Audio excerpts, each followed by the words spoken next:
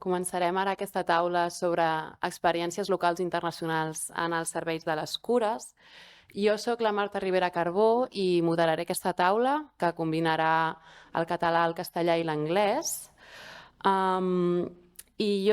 La meva formació és en dret i en economia. Jo sóc membre de l'Espai 08, que està coorganitzant aquest curs, i per nosaltres és molt important estar aquí perquè, com comentava el David, fa justament un any vam publicar a l'informe Cap a un model público-comunitari per la provisió dels serveis públics el cas dels serveis de les cures a Catalunya, que ja ha fet abans el David la introducció, però aquest informe el vam publicar amb el suport de l'Observatori d'ESCA, que és l'Observatori de Drets Econòmics, Socials, Culturals i Ambientals, i és un observatori de drets humans.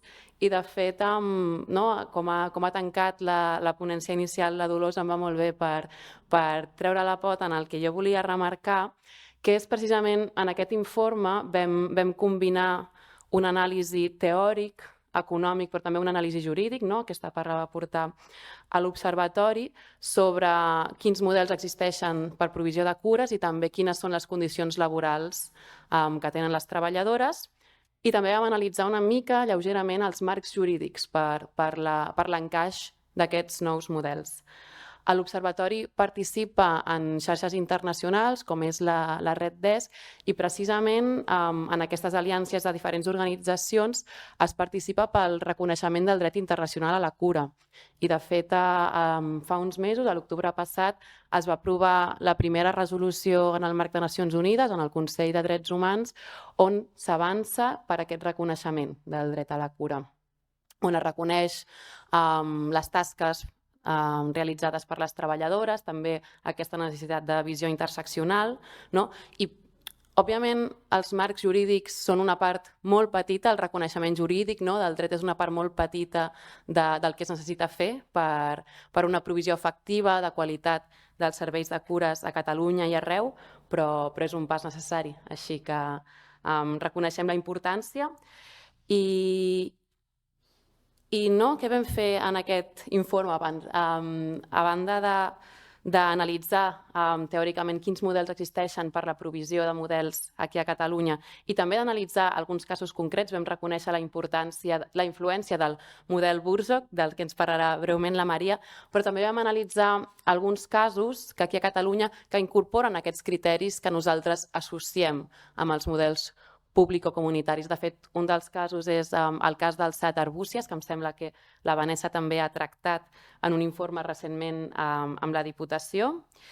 I nosaltres conclòiem que el que necessitem fer per avançar en aquesta provisió público-comunitària és democratitzar i territorialitzar, paraules una mica complicades, aquesta provisió dels serveis. Els que són paraules una mica abstractes, però que estic segura que amb les presentacions de les ponents d'avui a la taula podrem concretar una mica a través d'explicar aquestes experiències internacionals, particularment a Europa, però també a Catalunya. I, com he dit abans, cambiarem l'idioma a les diferents ponències i ara ja passo al castellà. Hoy contaremos con la participación con las ponencias de Joseba Zalaquín, de Vanessa Davey y de María Hjorst Pedersen. Y ya empezamos con Joseba. Joseba es licenciado en Ciencias de la Información y tiene un máster en Trabajo Social y trabaja desde hace años en el Servicio de Información e Investigación Social de la Fundación Egia Careguea, del cual hoy es director. Y él tiene una amplia experiencia y ha participado en investigaciones sobre exclusión social, dependencia y envejecimiento, entre otros, y también en el diseño de diversos observatorios de servicios sociales, y ha participado en la elaboración de estrategias de servicios públicos con el Gobierno vasco, que también quizás comentaba antes Dolors, y nos podrás dar una pequeña introducción. Y, por último, también ha colaborado con diferentes administraciones en la elaboración de sistemas de evaluación de calidad de servicios sociales. Esta necesidad también de recopilar datos, de evaluarlos, que también es tan crucial. Hoy Joseba nos va a dar una visión general de las tendencias en materia de cuidados alrededor de Europa, con un enfoque en los servicios de atención domiciliaria. Y nos va a hablar de diferentes modelos y de las críticas y barreras que afrontan. Por favor, Joseba. Muy bien, pues bon dia a tothom. Buenos días a todos. Bueno, yo lo que voy a explicar fundamentalmente es un trabajo o las reflexiones que surgen de un trabajo de revisión de modelos, de tendencias y de modelos internacionales en la prestación de la atención domiciliaria que hicimos para la Diputación de Barcelona. Y lo que voy a intentar es recoger algunos ejemplos, pues, o algunos cambios y tendencias que suponen un cambio de paradigma, un cambio de modelo, o algunos elementos también novedosos que afectan a elementos clave del sistema, que no necesariamente son cambios a mejor, pero sí son tendencias que están produciéndose tanto en España como en los países de nuestro entorno, y también en algunos casos, pues buenas prácticas o innovaciones que nos parecen interesantes. Y lo voy a hacer desde una mirada amplia del servicio de atención domiciliaria. Lo voy a hacer centrándome más en el conjunto de los cuidados en el domicilio, que creo que es una mirada más interesante que la propia específica del SAT. Y lo voy a hacer centrándome también en los aspectos que tienen que ver con el acceso, con la organización, con la planificación, no tanto con la provisión, aunque también intentar entrar en algunas cuestiones que tienen que ver con con las tareas y las funciones y la provisión del servicio de atención domiciliaria, pero más desde una perspectiva más de la planificación de las políticas públicas en relación a los cuidados. Y no voy a hablar de todas las tendencias que podrían ser interesantes, me voy a dejar algunas, pues por cuestión de tiempo por una parte, porque tampoco tengo en algunas ideas demasiado claras, pero es verdad que hay cuestiones, por ejemplo, como el uso de las tecnologías o como la integración social y sanitaria o como la propia distribución competencial, ¿no? Que son cuestiones que son muy importantes y que en otros países se resuelven de una manera diferente. El de la distribución competencial, por ejemplo, creo que España será de los pocos países en los que los ayuntamientos y ayuntamientos tan pequeños tienen tantas competencias en la prestación de la atención domiciliaria. Y eso es una de las cuestiones que ya de partida afecta a nuestro modelo. Pero hay cuestiones, bueno, en las que no voy a entrar y sí entraré en otras que me han parecido, que nos parecen más interesantes, y muchas de ellas, además, yo creo que enlazan muy claramente con lo que Dolors ha explicado antes. La primera de las cuestiones y la que a mí me parece más interesante es cómo avanzamos hacia la personalización de los cuidados. Dolores ha hablado de la atención central a la persona y cuando hablamos de personalización, no solo en la propia intervención y en el propio diseño del servicio, ya sea residencial o ya sea domiciliario, sino también y sobre todo en las capacidades de elección, las capacidades de control, las capacidades de autodeterminación y las capacidades de elaborar paquetes de servicios flexibles. Y bueno, lo primero que yo diría en relación a esta cuestión es que el modelo español en el que la administración contrata unos servicios y a las personas se le asignan unos servicios que ha contratado unos servicios o que presta directamente o que ha contratado la administración, pues es bastante inusual en Europa. Se produce en los países del norte, en los países escandinavos, pero en muchos otros países, en el Reino Unido, en Francia, en Alemania, por usar tres referentes interesantes, se hace de otra manera. Y se hace fundamentalmente mediante prestaciones económicas o presupuestos personales. Y voy a intentar un poco, Dolores ha hablado de algunas de las PEPs, se ha hablado de la PEAP de Guipúzcoa, voy a intentar explicar un poco cómo y por qué se están desarrollando estos nuevos enfoques de presupuestos personales de apoyos autodirigidos, porque me parece que es el cambio esencial que necesita el sistema de cuidados en el domicilio en España. En primer lugar, diría que estos modelos, y por llamarles de alguna manera presupuestos personales y apoyos autodirigidos, en primer lugar creo que hay que decir que responden a dos lógicas distintas que son en cierto modo antitéticas o al menos no son coincidentes. Hay una que tiene que ver con la libre elección, con la competencia entre proveedores, la reducción de costes y en realidad la desresponsabilización pública. Y eso yo creo que es evidente que en muchos países los cheques servicios, los pagos directos, estos modelos de prestaciones económicas se han impulsado como herramienta, y bueno, desde luego en España también, como herramienta de desresponsabilización de lo público. Pero creo que también hay que insistir que en muchos casos la lógica que está y la reivindicación y la reclamación que está detrás de este tipo de herramientas, que son fundamentalmente prestaciones económicas, tiene que ver con el movimiento de la discapacidad física, la discapacidad intelectual, los movimientos de vida independiente, y lo que tiene es una reclamación de más control, de más autonomía, de más autodeterminación y de más personalización, Entonces, yo creo que, en primer lugar, tenemos que tener en cuenta que hay dos lógicas distintas y que las dos tienen su razón de ser. Hay dos aproximaciones básicas. ¿Cómo se está haciendo esto en países de nuestro entorno? Francia y Alemania, por ejemplo. En Francia, el acceso tanto a los centros residenciales como a los apoyos en el domicilio son mediante una prestación económica. En el caso de la atención en el domicilio, hasta 2.000 euros al mes, modulados por renta y modulados por el grado de dependencia, y con esa prestación las personas pueden comprar servicios diversos. Comidas en el domicilio, teleasistencia, ayudas técnicas y sobre todo ayuda personal. Ese es el modelo básico que existe en Francia. Existen algunas otras modalidades más residuales, pero el modelo básico en Francia es ese. El modelo en Alemania es muy parecido, hasta 2.095 euros en función del grado de necesidad, no de la renta, porque ya hay una cotización para financiar la dependencia que está modulada por renta, y para la contratación de apoyo profesional. El Reino Unido tiene un sistema de pagos directos, hablaré un poquito más ahora, con cuantías variables definidas de forma personalizada. Y se han hecho también una alusión a la PEAP, a la prestación de asistencia personal en Guipúzcoa. La PEAP en Guipúzcoa, que es prácticamente el único territorio de España que lo ha desarrollado, tiene más usuarios que la PCEF en Guipúzcoa. Ofrece ahora mismo hasta 1.000 euros, 1.076 euros al mes para contratar un asistente personal, y ha sido una prestación que ha cambiado el modelo de atención a las personas mayores radicalmente, porque ha permitido, y lo ha dicho antes Dolors, no solamente aflorar empleo sumergido que existía en Guipúzcoa, sino regularizar y formar a esas personas que trabajaban y dar a las personas usuarias una capacidad de elección y de autonomía mucho mayor. Y luego están las prestaciones vinculadas al servicio, que son realmente el contraejemplo de lo que estamos planteando. El contraejemplo en el sentido que tienen muchas limitaciones o no tienen prácticamente ninguno de los requisitos que este tipo de prestaciones y de enfoques deberían tener, y que ahora explicaré.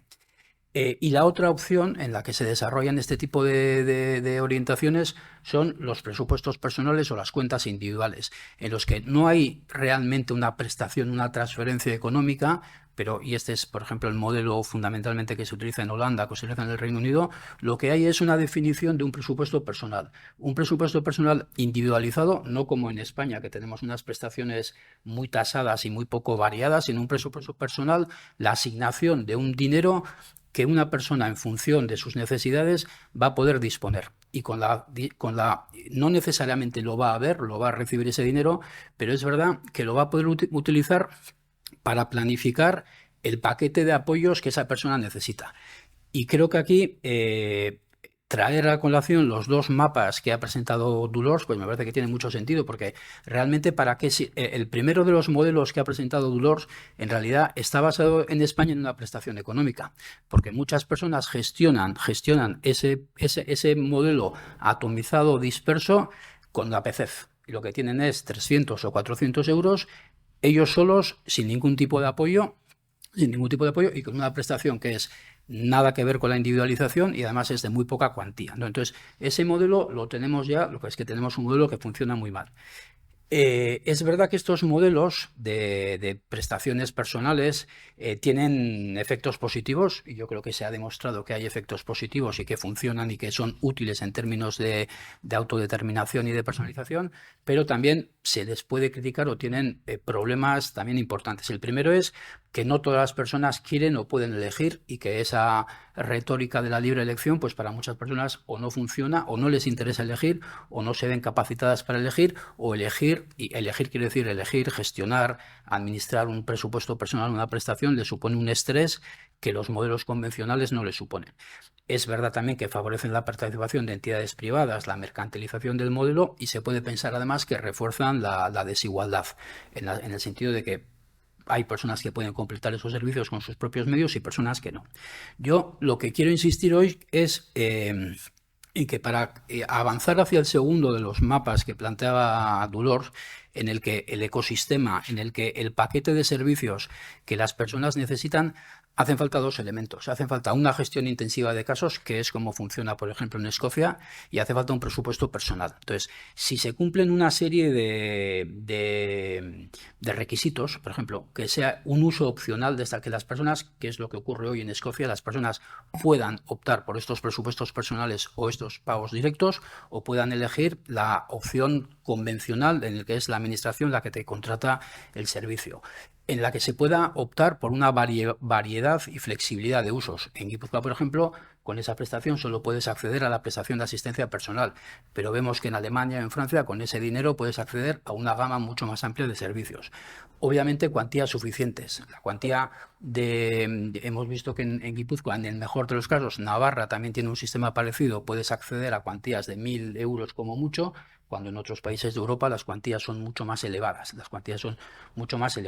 Otro elemento importante que existe, por ejemplo, en Francia es la imposición de topes o de límites en las tarifas de los proveedores que pueden ser contratados con esas ayudas.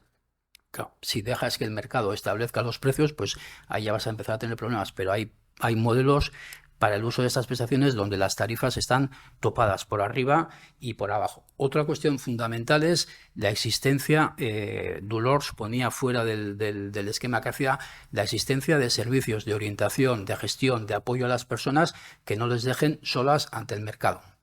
Yo creo que eso es fundamental. Un presupuesto personal, un modelo de apoyos autodirigidos, y así creo que funcionan al menos en Escocia. Necesita de una gestión intensiva de casos, bien sea por parte de una entidad privada, bien sea por parte de la administración pública, pero que ayude. Yo creo que los estudios que ha hecho Vanessa, donde, bueno, después me dirá si me equivoco, pero el aspecto donde incidían era exactamente ahí. Si se les presta a las personas los suficientes apoyos para gestionar, para elegir, para administrar esos apoyos, funcionan. Si no se les presta el suficiente apoyo, no funcionan. Y luego requieren, y después hablaré un poco más de esto, un impulso público a la configuración de una oferta de entidades proveedoras y también modelos fuertes de evaluación y gestión de calidad. Yo creo que si se avanza en todos estos ámbitos, estos modelos de apoyos autodirigidos creo que son elementos para garantizar la flexibilidad, que es un elemento fundamental, garantizar la autodeterminación, garantizar la elección y al mismo tiempo no abandonar a las familias, a las personas usuarias, pues ante el mercado. Pero bueno, yo creo que esta es la innovación o el cambio que a mí me parece más interesante y que realmente puede suponer un cambio para llegar a articular verdaderos paquetes de atención, verdaderos ecosistemas locales, pero hacerlo de una manera un poco más positiva de lo que tenemos hoy. Otro de las tendencias también Dolors habla un poco, estos son los avances y retrocesos en la profesionalización del SAT. Porque digo avances y retrocesos porque nos encontramos, en primer lugar, con que en todos los países de Europa, creo que en todos los países de Europa, aunque puede haber algunas diferencias, hay problemas importantes que tienen que ver con las condiciones laborales, con la captación, con la retención de los profesionales. Y es verdad que se han puesto en marcha muchas iniciativas, yo creo que no muy exitosas, para mejorar las condiciones laborales en el sector. Aquí tenéis una lista, desde formación, homologación, medidas para reducir la parcialidad horaria, nuevos roles y figuras profesionales, bueno, una serie de medidas que yo creo que no están teniendo un impacto porque sigue siendo un sector donde se paga poco y donde la valorización social y el esfuerzo que suponen los turnos, etcétera, son difíciles. Sí que me parece más importante tener en cuenta también que hay como tres tendencias un poco distintas que se pueden estar produciendo al mismo tiempo, incluso en los mismos países. Hay una que tiene que ver, no me acuerdo a quién se lo he oído, pero es la basurización del SAT. Y cuando decimos basurización del SAT es porque es que son las mismas empresas que gestionan las basuras las que gestionan el SAT. Entonces es basurización de las condiciones laborales y es basurización del servicio y es el seguir trabajando desde un modelo muy taylorista como ha dicho antes Dolors, 50 minutos en una casa, 50 minutos en otro, y eso se está dando, se sigue dando, y además se acrecienta con el tema de las plataformas, la contratación por plataformas. Frente a ese modelo también hay algunos países donde lo que hay es una especie de enfermerización o sanitarización del SAT, donde el modelo de SAT que empieza a tener algo más de fuerza, mucho más caro desde luego, es un SAT más sanitario prestado por enfermeras comunitarias, como puede ser el modelo Buurtzorg también en Holanda. Y luego creo que hay otro modelo, y ha hecho referencia a Dolors a él, que es el modelo de la asistencia personal, que es un modelo donde la polivalencia de las personas que prestan la atención, que prestan los cuidados y que prestan los apoyos no es necesariamente la de una asistencia personal de unas horas, sino la de una asistencia personal mucho más polivalente, donde están los cuidados personales, está la atención doméstica, pero están muchas otras intervenciones que son más de ocio, de ruptura del aislamiento, de utilización de los recursos comunitarios, etcétera, etcétera. Entonces, yo creo que en este ámbito el cambio en las tareas y en los roles profesionales debería pasar hacia una mayor polivalencia, y hacia la recuperación de la asistencia personal como un servicio mucho más integral. Y termino un poco más rápido. Otra tendencia que a mí me parece importante es el SAT como parte de una oferta mucho más rica de servicios en el domicilio. Lo que no tiene ningún sentido es que pensemos que vamos a seguir manteniendo a las personas en su domicilio si les damos 2 horas de SAT al día y nada más. Entonces, los países en los que se están planteando estrategias mucho más eficaces de apoyo en el domicilio, lo que plantean son muchos más servicios adicionales, más o menos vinculados al SAT. Dinamarca tiene una tradición de visitas preventivas que también se hacen en Barcelona concretamente. Hay también toda una tendencia de servicios de capacitación y rehabilitación de terapias ocupacionales mucho más pautadas que se hacen en muchos países, servicios de atención diurna de baja y media intensidad, eso por ejemplo existe como elemento de la cartera en el País Vasco, comidas a domicilio, servicios de apoyo a las personas cuidadoras, SAC nocturno, SAT de respiro, SAT de 24 horas, hay muchísimas modalidades de SAT y muchísimos servicios complementarios que deberíamos reforzar al mismo tiempo que reforzamos la propia atención domiciliaria. Provisión privada y nuevas formas de contratación pública. Bueno, yo creo que parte del curso se va a centrar en esta cuestión. A mí aquí lo único que diría es que la mercantilización del SAT se ha acompañado, y se ha dicho antes, de una irrupción de proveedores privados, que son generalmente ha tenido un efecto claro en el deterioro de las condiciones de trabajo, pero que es verdad que hay países donde en esa posibilidad de elección las personas pueden elegir a proveedores privados con fin de lucro, proveedores privados sin fin de lucro y entidades públicas proveedoras. Y eso también es claro, ¿eso qué quiere decir? Eso le da a la administración la obligación de centrarse mucho más en la promoción y en el impulso de una oferta de proveedores mucho más enraizados en el territorio mediante cláusulas sociales, concertación social, contratación por resultados, etcétera. Y termino con 2 ideas más. De esta no voy a hablar mucho más porque Dolors ya la ha explicado. No hay ninguna... Creo que deberíamos avanzar a la reducción del copago, y se hace en muchos países, y a la pregunta que se hacía antes, en los que la atención doméstica sí está sujeta a copago, pero la atención personal no está sujeta a copago. Eso, por ejemplo, se hace en Escocia y no es tan diferente o no es tan difícil de hacerlo aquí. ¿Y por qué es importante esta modificación del copago? Pues porque el copago está actuando en la actualidad como un elemento para reducir la universalidad. O sea, muchísimas personas prefieren no pagar o no ser usuarias del SAT público, porque el SAT privado que encuentran en el mercado desregulado les es mucho más flexible y además les es mucho más barato. Entonces, si no somos capaces, si aplicamos unos criterios demasiado estrictos de progresividad, pues realmente lo que hacemos es ir en contra de la universalidad que tienen que tener los servicios sociales.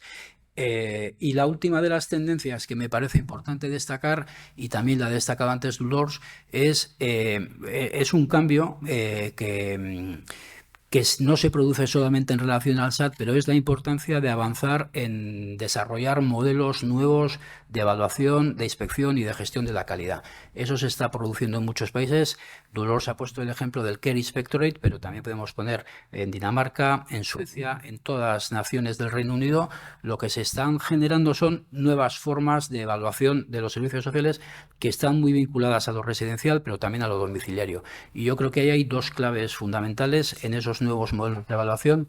La primera es, lo ha dicho Dolores, la independencia, no porque no sean administraciones públicas las que impulsan esos modelos, pero sí la capacidad de tener una cierta independencia respecto de las entidades proveedoras. Y la segunda es un cambio de mirada, es dejar de inspeccionar y dejar de evaluar los procesos y los tamaños de los pasillos y los tamaños de las puertas y las ratios de personal para empezar a evaluar el impacto de los servicios en la calidad de vida de la gente.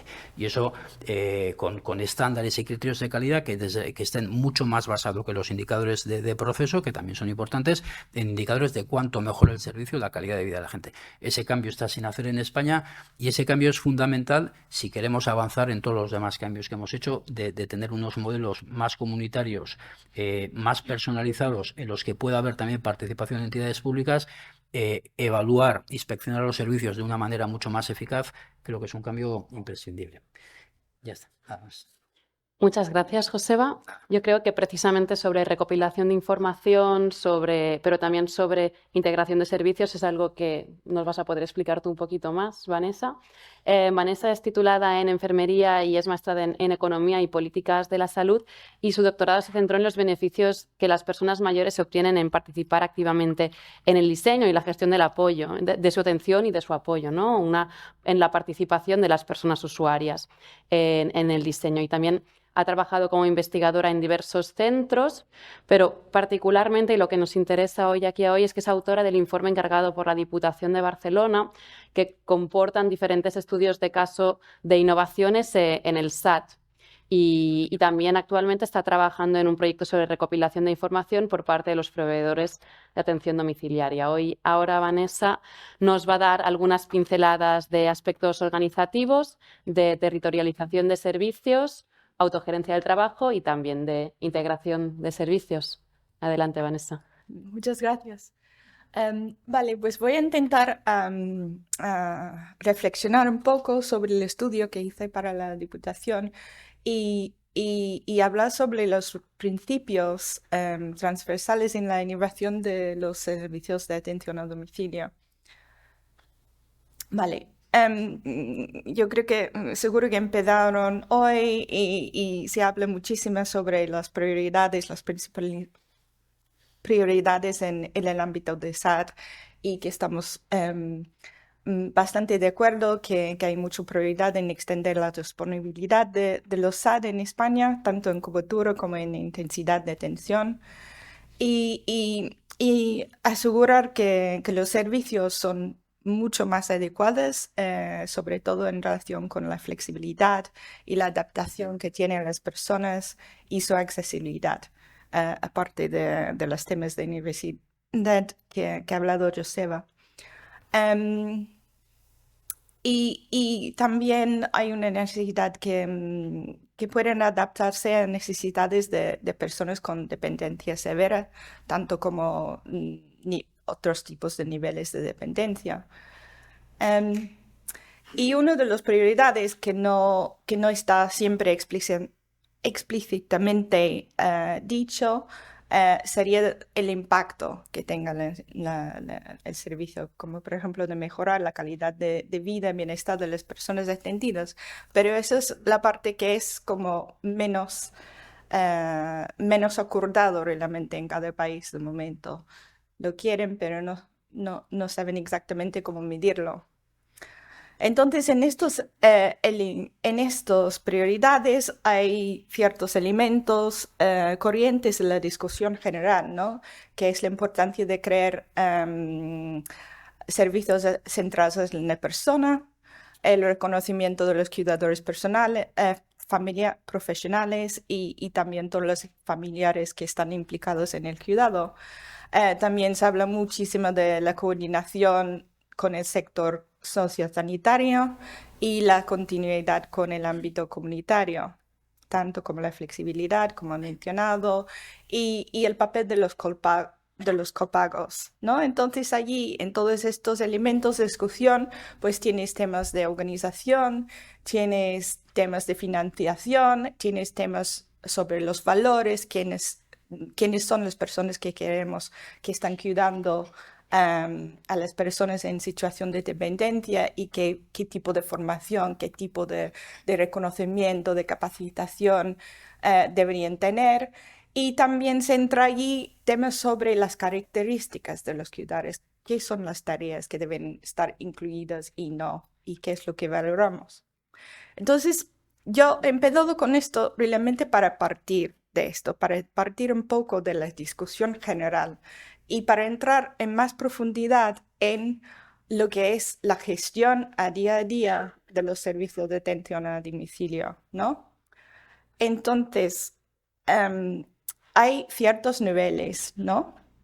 Para empezar, normalmente y tradicionalmente es la autoridad responsable quien paga el servicio, que puede ser una autoridad local, un municipio o también puede ser la propia persona o la familia de estas personas, que ellos dicen qué debe ser la duración y la frecuencia de la atención.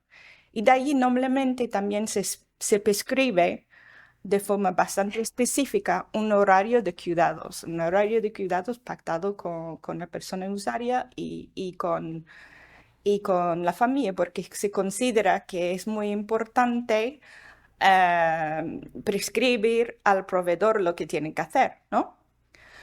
Y allí también hay una prescripción normalmente de las tareas a realizar, ¿no? Que está considerado como el ámbito de la evaluación de los trabajadores sociales, de evaluar a la persona, entender qué tareas y qué cuidados necesitan las personas, aparte de pactarlo obviamente con la persona usuaria. Entonces, esta se realiza en un plan de cuidados que es bastante prescrito y suele ser, en general, una prescripción por tareas y tiempos, ¿vale? Y luego en el nivel 4 es la decisión sobre quién brinda la atención, que allí el proveedor es donde tiene un papel un poco más amplio, pero también restringido y limitado según las normas, los convenios, etcétera, y la formación que deben tener esas personas. Entonces, cuando se habla de la innovación en los servicios de atención a domicilio, hay que repensar un poco todos estos niveles. Quería reflexionar sobre la gestión de cada día en los servicios y sobre todo en las tareas de los planificadores. Las planificadoras tienen que tener turnos disponibles, tienen que ofrecer turnos a los empleadores y luego tienen que hacer un complejo trabajo de emparejar empleados con la formación adecuada, con la competencia, con la continuidad con el cliente, con las personas usuarias, en el tiempo, en la distancia, manejando con todo los días laborales, los días festivos, etc.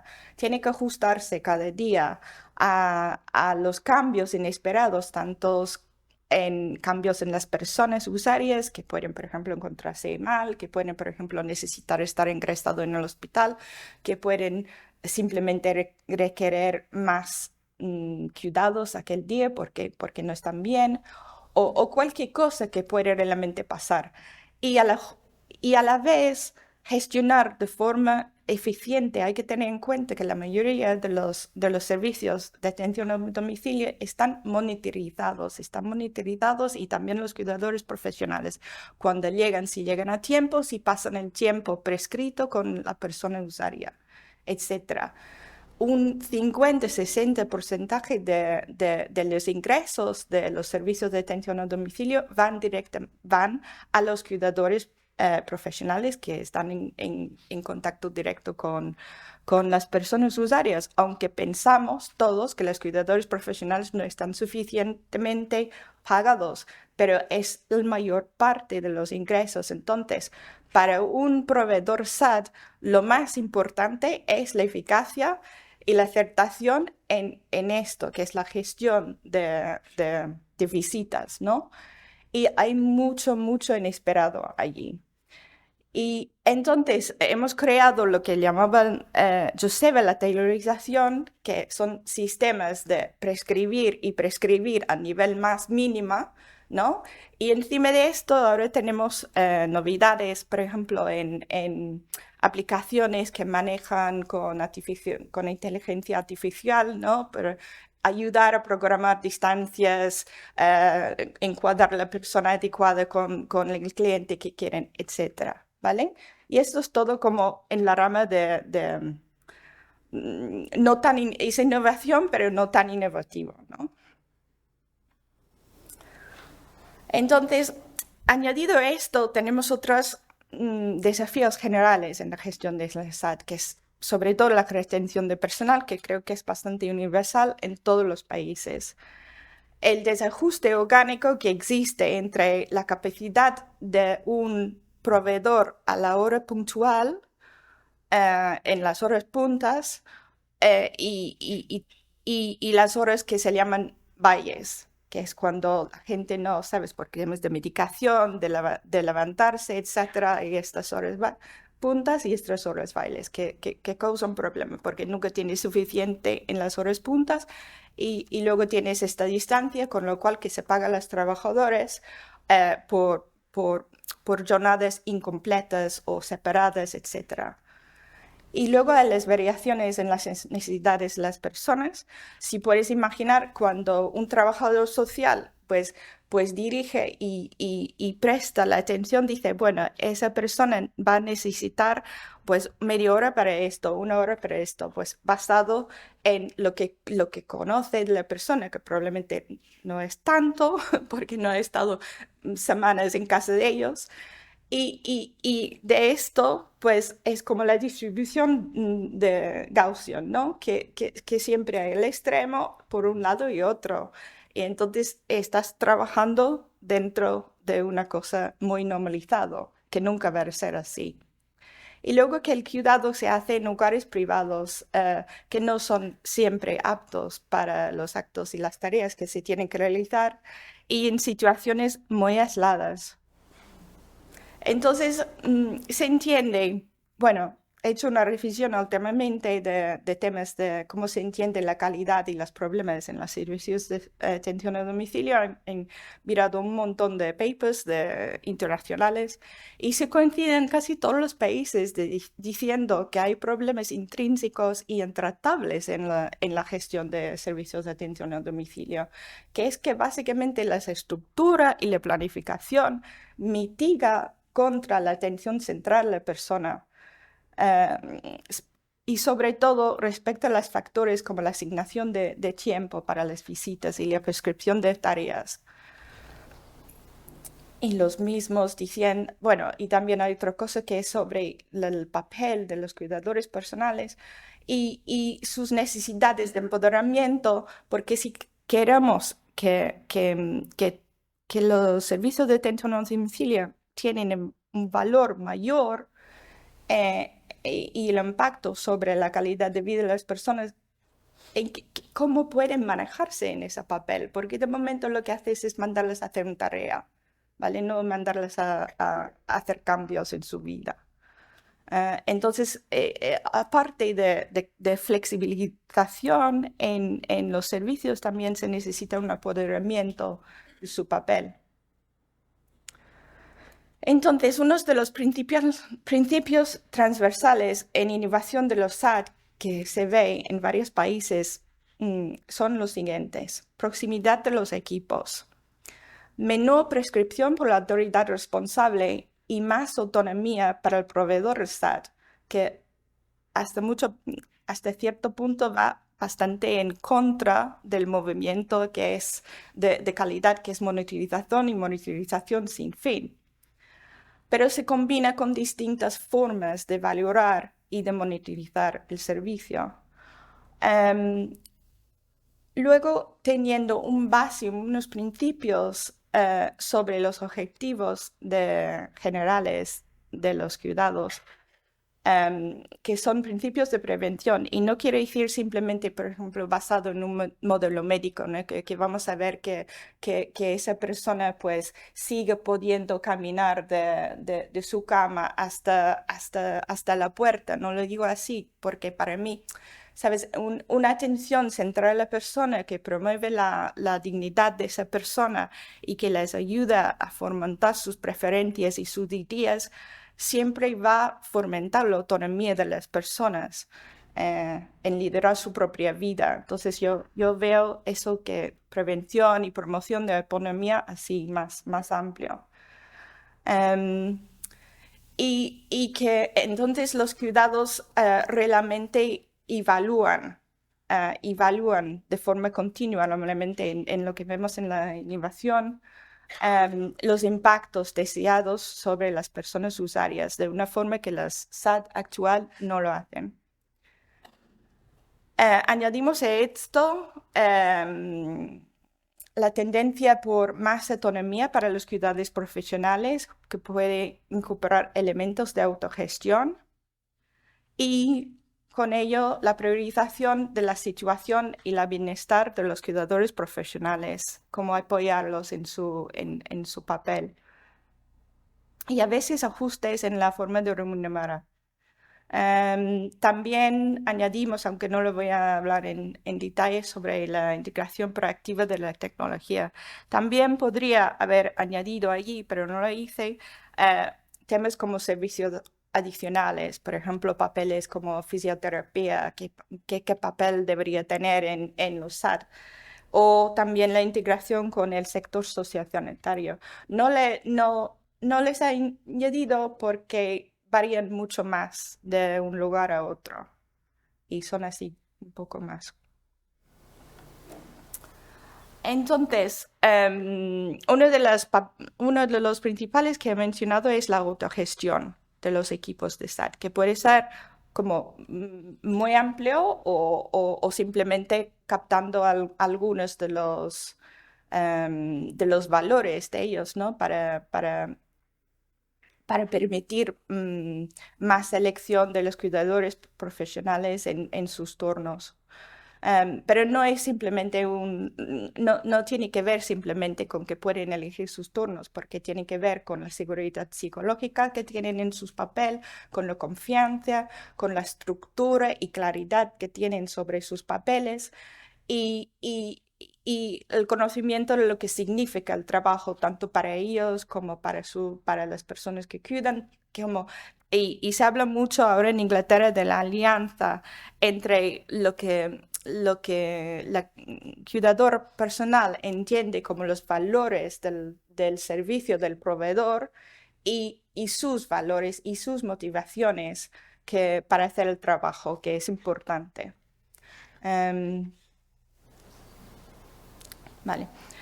En términos de la proximidad de los equipos, esto es una cosa que se está viendo cada vez más, porque hay muchas razones por qué tiene efectos positivos. Obviamente, aumenta la interacción entre los trabajadores,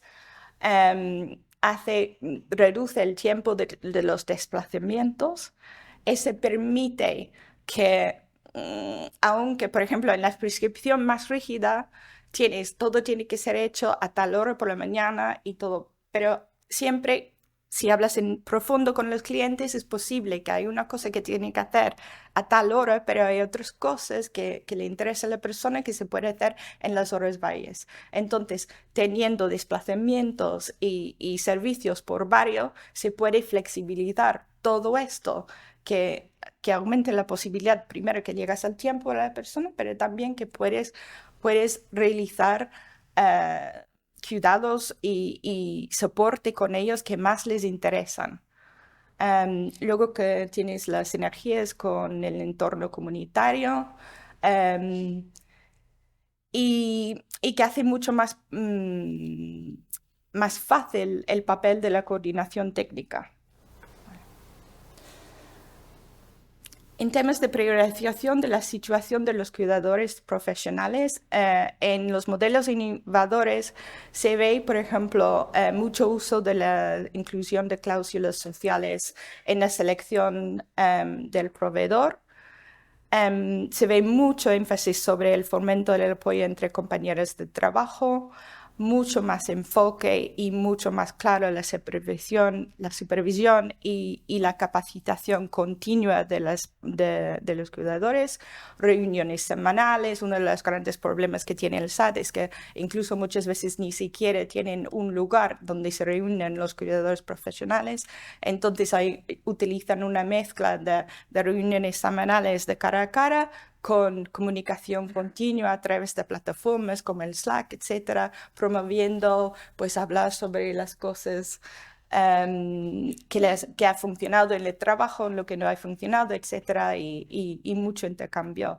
Y también monitorización de su propio bienestar. Más uso de jornadas completas y horas garantizadas, y más autonomía, como he mencionado, en la gestión de horarios.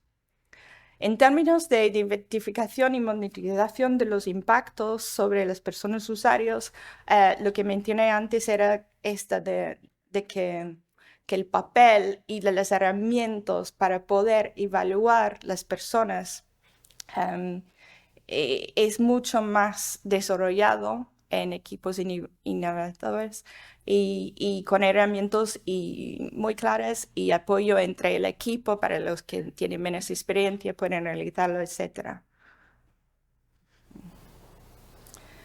Luego también he mencionado posibles adaptaciones en la monitorización de los SAT. Como Joseba mencionó, en Inglaterra las adaptaciones tienen mayor énfasis en la monitorización por resultados. Y aquí, por ejemplo, en el caso de la SAT de Seguridad Social, una de las cosas que cambiaron era la prescripción, el grado de cumplimiento de la duración del servicio prescrito y el grado de cumplimiento de la prescripción horaria, específicamente para poder flexibilizar los horarios, por las razones que he explicado. Y no he entrado en detalle en los casos porque no he acabado nunca, pero hay mucho más información en el estudio que realicé que se puede descargar allí. No sé si tengo un minuto para concluir varias cosas. Solo para decir que cada innovación que tiene que adaptarse, ¿no? Que se tiene que adaptarse al territorio, a la geografía de cada lugar, a las normas culturales, a los marcos legales, etcétera. Y yo creo que eso es una de las cosas que María nos va a comentar más con sus experiencias danesas. Muchas gracias, Vanessa. Pues pasamos ahora justamente a la exposición de María. María Hjorsto Pedersen, probably many of the principles and the cross-cutting principles. Probablemente muchos de los principios interseccionales de los que Vanessa nos ha hablado, pues se darán eco en lo que nos explicará, con lo que nos explicará María está haciendo un doctorado en la Universidad de Roskilde, en Dinamarca. Té informació professional en formació i educació dels serveis socials i ha publicat diversos articles acadèmics sobre la seva investigació i ara ens explicarà els detalls del sector del treball social a Dinamarca, com s'han introduït els canvis i quins conflictes s'han esdevingut a la seva implementació. Endavant, Maria.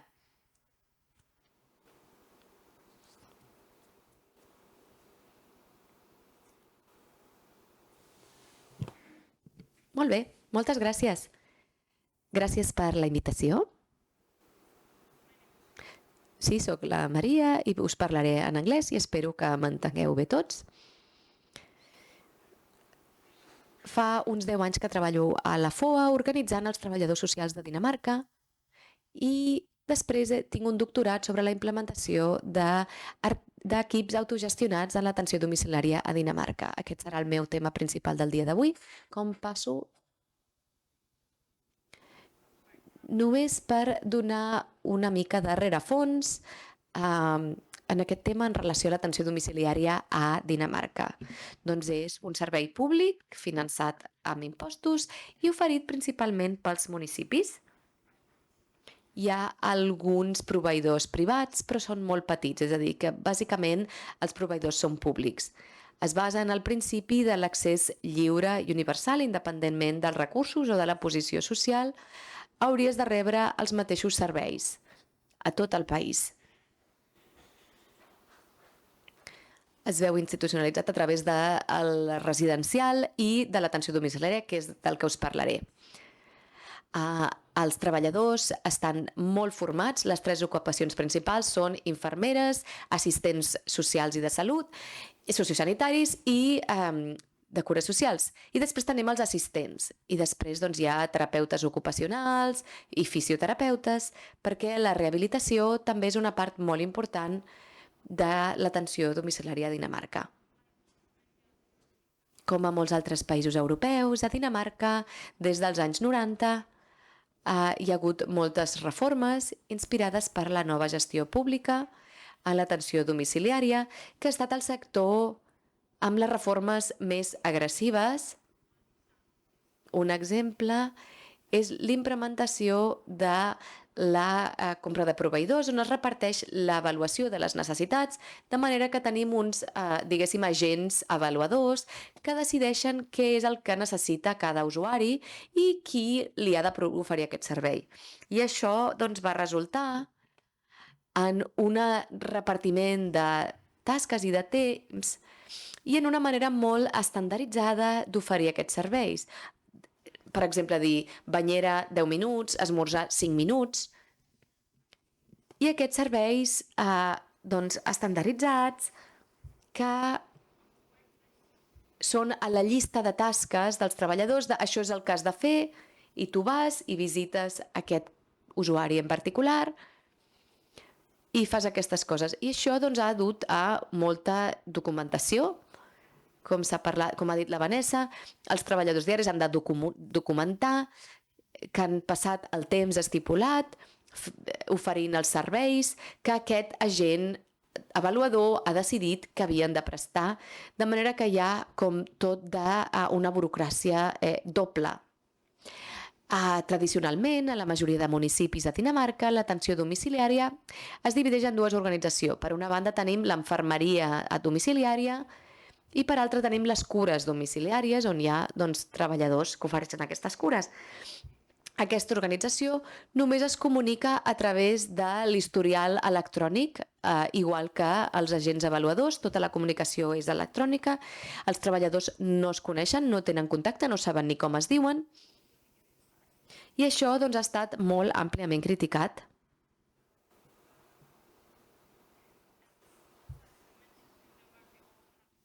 I a Dinamarca, com ja he dit, també tenim una crisi de la cerca i retenció de treballadors de cures, i això combinat amb un augment de la xifra de gent gran que es convertirà en un problema de cara al futur d'aquí a 5 anys, bàsicament. Al mateix temps, aquesta nova manera de gestió pública de l'atenció domiciliària ha estat subjecta a moltes crítiques per tirania i aquesta divisió de les cures, i com a treballador de cures no pots oferir cures personalitzades dins d'aquest sistema i les necessitats individuals dels clients.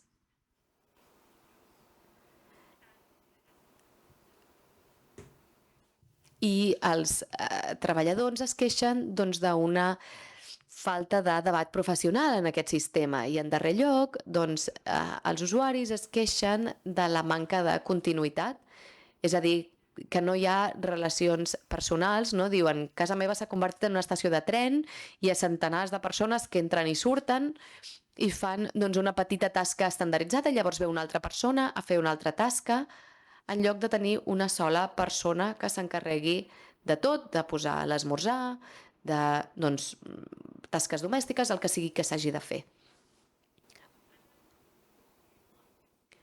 I llavors va sorgir Buurtzorg. Sé que us en parlaran molt més endavant. de manera que jo només us en parlaré molt breument. És una organització neerlandesa sense ànim de lucre.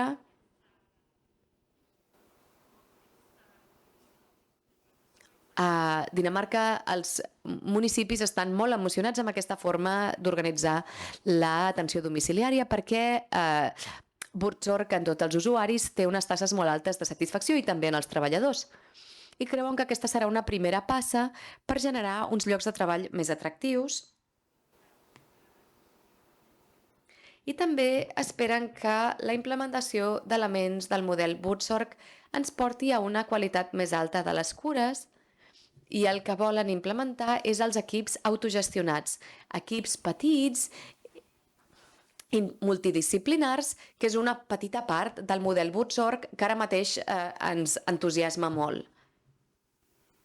També es volen ocupar de les cures comunitàries, però això serà una mica més complicat en el context danès. Uns 2/3 dels municipis actualment estan reorganitzant-se per intentar implementar aquests petits equips autogestionats amb el suport de l'Estat. S'aprovarà una llei a l'agost o setembre, espero, que afirmi que aquesta és la manera d'organitzar l'atenció domiciliària i tant els equips públics com els privats hauran d'organitzar la seva atenció domiciliària a través de petits equips autogestionats que ofereixin unes cures holístiques i personalitzades. La meva investigació es basa en 2 municipis a través d'entrevistes i observacions i m'he fixat en com les infermeres i treballadors de les cures estan canviant cap a aquesta nova manera de treballar. En primer lloc, i segurament no us sorprengui saber, doncs que tothom està bastant complaguts amb aquesta autonomia, tenen més espai per aplicar la seva discreció professional i també tenen una influència més gran en els seus horaris de feina. La Vanessa ha parlat de la planificació. Doncs nosaltres ens estem deixant d'horaris marcats i són els propis equips qui decideixen les tasques diàries i també decideixen quan començo a treballar, quan li toca al meu company, per fer que els torns permetin que tothom tingui el número d'hores treballades requerit. També tenen menys companys i menys usuaris de més edats, perquè abans els municipis organitzaven uns grups enormes de treballadors de cures, d'uns 60, i tenien potser 300 usuaris, i ara aquests equips més petits, que probablement esperem que siguin un màxim de 12 treballadors de cures i infermeres, i tindran entre 50 i 60 usuaris, de manera que hi ha moltes menys relacions i facilita oferir unes cures personalitzades i ser més flexible. També afirmen que creuen que la qualitat de les cures que ofereixen és més alta amb aquesta manera de treballar, que col·laborar estretament amb les infermeres abans de deixar per escrit la meva usuària té una vermellor al braç, sembla que se li farà una ferida, doncs ara es pot parlar personalment amb la infermera i comentar-li ràpidament. Tu pots mirar això i la infermera pot passar mitja hora més tard. I és aquesta possibilitat de treballar d'una manera més flexible pels treballadors senten que la qualitat de les cures és superior. Evidentment, això planteja tota una nova sèrie de dilemes. No hi ha cap model que posi a tothom content alhora. Hi ha certes discussions sobre especialització amb aquest model holístic de cures relatiu a les competències de treballadors i infermeres, igualtat d'accés i els drets de les persones grans, a més de la responsabilitat i la documentació. Parlaré una mica més d'aquests dilemes. Quan posem un èmfasis tan intens en la continuïtat, que hauria de ser la manera principal d'organitzar les cures domiciliàries, que la persona gran hauria de tenir el mínim de treballadors de cures a casa seva possible, i això vol dir que la persona que entra en aquella casa hauria de poder fer el màxim de tasques possible. Però això, d'aquí parla, en aquesta cita d'aquí, la nana, que és infermera, porta una sèrie de conflictes, sobretot per les infermeres, que estan acostumades potser a treballar només en la part, diguéssim, més de la salut, i ara també han d'oferir serveis dins de l'atenció sociosanitària, com ara neteja de la llar.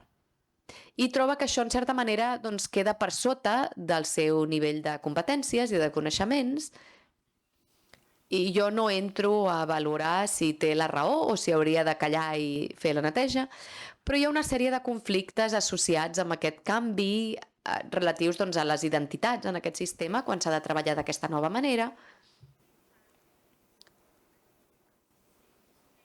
No sé si a Espanya us passa el mateix, però a Dinamarca els ingressos hospitalaris s'han retallat i s'espera que la gent tingui atenció domiciliària, de manera que la gent grans que té malalties complicades o quadres policlínics requereixen una especialització més alta. Algú que tingui coneixements de cures pal·liatives o de demència. I com combinem la necessitat d'aquesta especialització i alhora el desig de continuïtat i de tenir el mínim de personal possible a casa d'una persona gran. Aquest és un debat important en aquesta manera d'organitzar l'atenció domiciliària. El següent problema està relacionat amb l'accés igual i els drets de les persones grans, que ja he esmentat al principi. Com ja he dit, el model de proveïdor-client es va implementar per garantir que la gent gran de més recursos pogués rebre els millors serveis, i per això hi ha aquests agents avaluadors que se n'encarreguen. En aquesta nova manera d'organitzar l'atenció domiciliària, les avaluacions es converteixen en una negociació entre els treballadors i la gent gran, i en molts aspectes planteja certs conflictes sobre quina és la millor decisió i què és el que compta, és l'opinió professional o és el desig del client. Aquí teniu un intercanvi entre 3 treballadores socials que parlen del que significa aquesta nova manera d'organitzar l'atenció domiciliària, que és el que jo tinc dret a decidir en tant que professional, i la Hele diu: ei, puc portar a passejar un usuari en lloc de rentar-los? I una altra treballadora li contesta: no, s'ha de rentar l'usuari cada 14 dies, és el sistema antic, l'usuari té dret a la neteja cada 14 dies. I un altre diu: però i si és l'usuari qui ho vol? I aleshores la Mona intervé i diu: bé, t'has d'assegurar que la persona sàpiga el que això implica, que aleshores no tindràs la neteja i passaran 14 dies. Clar, si vols anar a passejar en lloc de que et faci la neteja, doncs passarà un mes, i sabem que hi ha molta gent gran que no és capaç de prendre decisions com aquesta.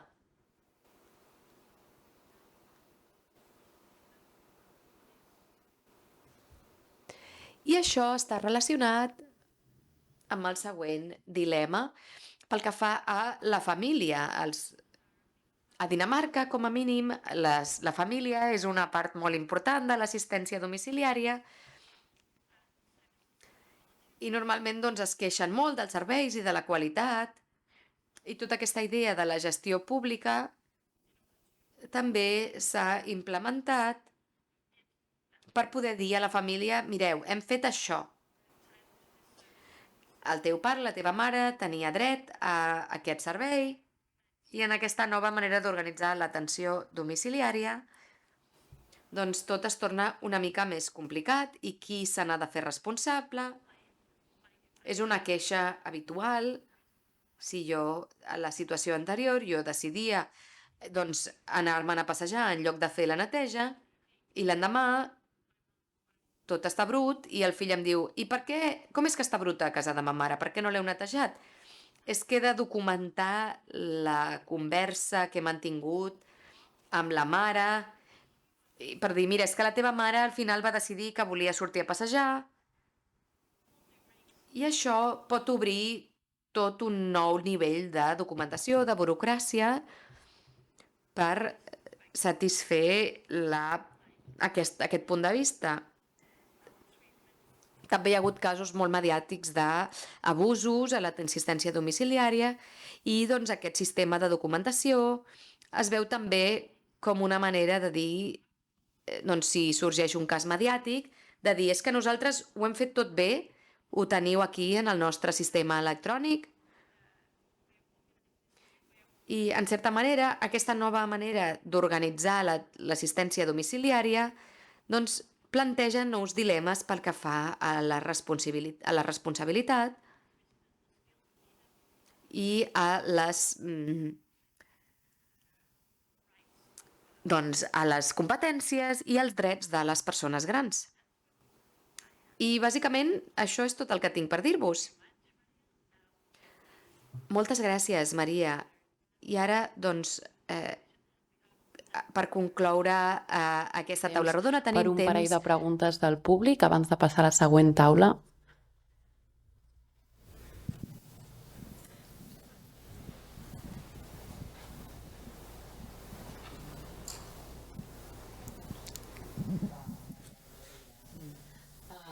Ha comentat la implementació del model Burzok, però tal com ha dit, entenc que encara no, tot just han començat ara i encara no hi ha resultats, no?, en aquest sentit. S'ha començat tot just ara, no?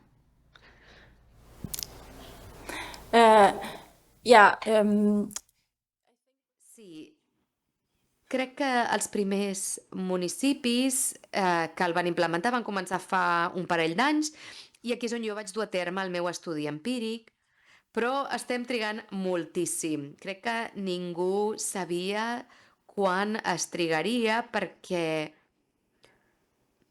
una cosa és reorganitzar el sistema i l'altra doncs, és realment fer els canvis. No? La gent també està parlant de que això és un canvi cultural i els treballadors socials doncs, s'han, diguéssim, criat en un sistema on la gent els deia constantment què havien de fer i ara els diuen que ho han de fer d'una manera totalment diferent i això doncs, necessitarà molt de temps. No, és molt interessant, però jo soc infermera, i el model Burzok, quan el vaig llegir i m'ho van explicar, jo vaig veure, dic, és que és la solució. Però realment, en el nostre país, crec que culturalment ens queda molt, perquè una infermera que acabi fins i tot fent una dutxa a domicili o fregant al terra, és molt difícil que això passi, perquè no estem aquí, cadascú està molt centrat en les seves tasques, però crec que és molt interessant. Gràcies. Moltes gràcies. Hi ha una pregunta més allà? La Maria em pot corregir, però a Dinamarca tenien el mateix problema. O sigui, no sé com... A Holanda no sé molt bé com... També a Holanda hi ha una confusió a vegades, perquè li diuen infermera a una cuidadora també. Llavors sembla que siguin infermeres però són cuidadores, no? Sí, exacte. Llavors són diferents nivells dins de la infermeria. Llavors la gent ho llegeix i diu, Burzok són infermeres, però en veritat són mateix funció, potser que a Dinamarca, potser amb més formació que aquí, però aquí a Dinamarca la integració a un municipi, a Ikasbrande, un municipi, deien que les infermeres no buscaven la integració, que buscaven la coordinació, perquè deien, per exemple, com deia la Maria, que arriba gent que l'han tret tan ràpid de l'hospital que les infermeres no tenen temps, han d'especialitzar-se tant a atendre persones que haurien d'estar a un hospital que inclús diuen, ja no només pel tema d'estatus professional, que no vull fer-ho, que també és un problema, sinó que no vull integrar-me perquè tinc por que em redueixin les condicions si m'integro, perquè no vull perquè saben que pot ser un problema, sinó és que també no tenen temps perquè les exigències sanitàries també s'estan elevant. Llavors, vull dir que també, que també hi havia moltes friccions en aquest sentit. No? I la Maria em pot corregir, però...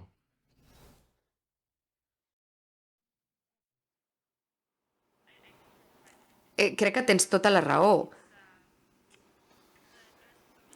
L'Associació d'Infermeres de Dinamarca realment s'ha plantat a dir, mireu, no volem fer aquest model Buurtzorg a Dinamarca, ara estan començant a pensar, bé, potser sí que podem concebre uns nous rols per les infermeres en aquests equips, que siguin qui assumeixi les responsabilitats clíniques.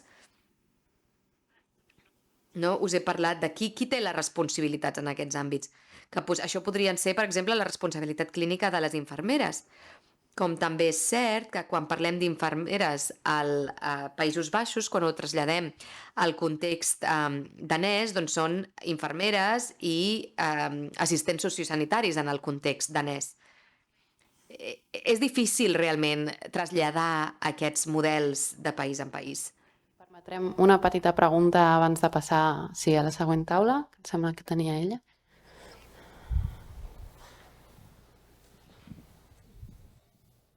Molt ràpid, es una pregunta para Joseba. Quería preguntarte, desde tu punto de vista, ¿cuáles han sido los elementos específicos, las coordenadas políticas específicas que han permitido el despliegue, el desarrollo, incluso esa conceptualización del asistente personal en Guipúzcoa? Es decir, si identificas algún agente específico y unas coordenadas que lo han posibilitado en relación a otros contextos del País Vasco. Yo te diría que hay una clara, pero que no sé hasta qué punto es fundamental, que es que ya existía un programa de vida independiente en la Diputación de Guipúzcoa que tenía más o menos esta lógica, que trabajaba con personas con discapacidad, a las que por una parte se les proveía de vivienda, pero después se les proveía de una prestación económica en los años...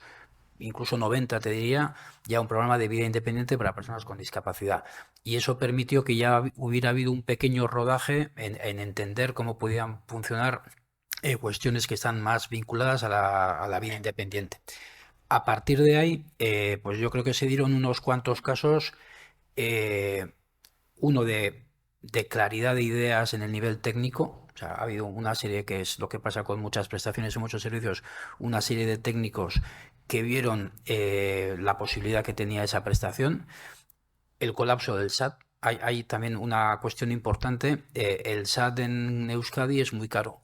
El SAT en Euskadi, la hora de SAT viene a salir ya por encima de los 30 euros, y además gestionado por los municipios, por municipios muy pequeños. No es una prestación, creo que sigue siendo, y un servicio muy limitado, que ofrece muy poca intensidad, muy poca flexibilidad y a un coste muy caro, que obliga, yo no sé cuál es la intensidad de la atención domiciliaria en Dinamarca, pero la intensidad en Euskadi era muy pequeña, y creo que había una conciencia técnica de que el modelo de SAT estaba agotado. Y también una cierta capacidad de innovación política, igual mayor que en Vizcaya, por ejemplo, por poner dos territorios, y luego una apuesta económica, porque la PEAP es mucho más cara que la PCEF, y una PEAP, desde luego que es también más cara que el SAT, porque implica intensidades mayores de apoyo. Entonces, entre que ya había una cierta sensibilidad hacia ese modelo, una apuesta también por la personalización, una apuesta política y fondos económicos, y frente al agotamiento del SAT, bueno, y luego la otra, quizá la principal, es la demanda de la gente. La gente, cuando puede elegir entre PCEF, SAT y PEAP, en Euskadi ha tendido, cuando se han dado cuantías mínimamente aceptables, la gente ha tendido, igual que también tendió a elegir la PCEF, y deberíamos pensar por qué la gente ha querido elegir la PCEF.